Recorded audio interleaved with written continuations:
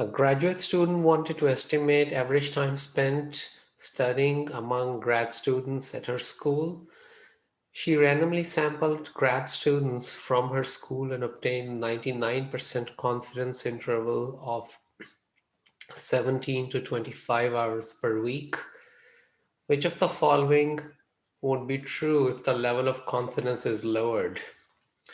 So this means that she's 99% confident that grad students study somewhere between 17 and 25 hours per week.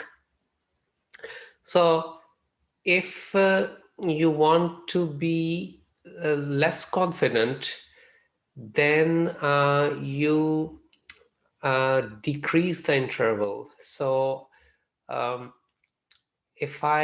so right now this is a wide margin. I'm saying, okay, the study is somewhere between 17 and 25. So that's not a very difficult statement to make. But if you wanted to make a lower margin, and you want to say something like, okay, the study between 19 and 20 hours per week, so then there's a greater chance that you may go wrong because you're not playing with so much uh, margin when you say 19 to 20.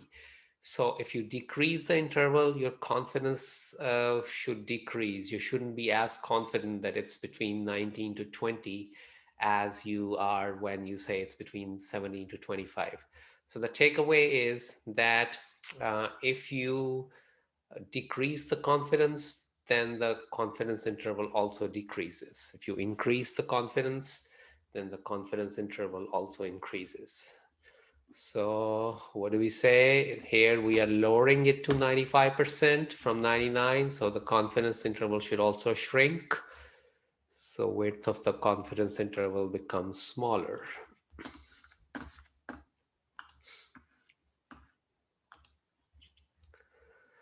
Days before an election, a nationwide random sample of registered voters taken. It was reported that 52% of the voters plan on voting for Robert Smith with a margin of error plus minus 3%. The margin of error was based on a 95% confidence interval. Okay, so that says that we are 95% confident. Yeah, that's what a 95% confidence interval says, that you're 95% confident that so are we dealing with percentage? Yes, because they're talking about 52% of the voters. So we are talking about percentage, that the percentage of voters in the nation. So confidence interval always tells us about the population. We already know what the sample value is. The sample value is 52%. So that's nothing that we can say with 95% confidence. In fact, that we know for sure because we have calculated it exactly based on the sample. So this one is not about confidence. The confidence is only when you talk about the population. So that's why it will not be in the sample, but in the nation, which is the population here. Planning on voting for Robert Smith is between, so the margin of error is plus minus 3%. And you are, the sample was saying 52%. So to get the interval, you go margin of error either way. So remember, we said in this picture earlier that this is the situation that you have lower bound and you have upper bound.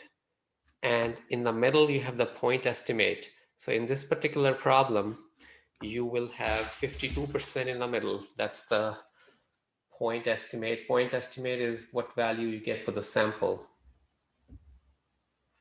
So you have 52% in the middle, and the margin of error was 3%.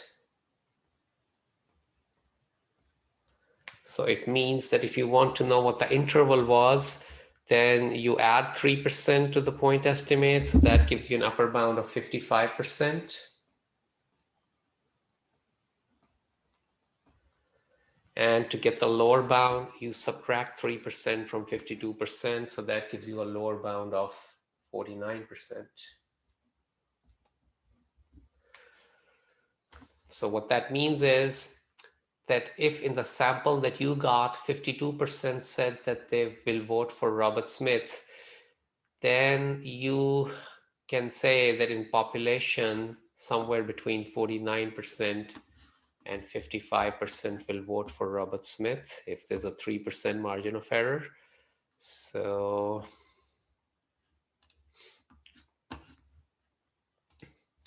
between 49% and 52% and 55%, right? You go 3% either way of the sample value.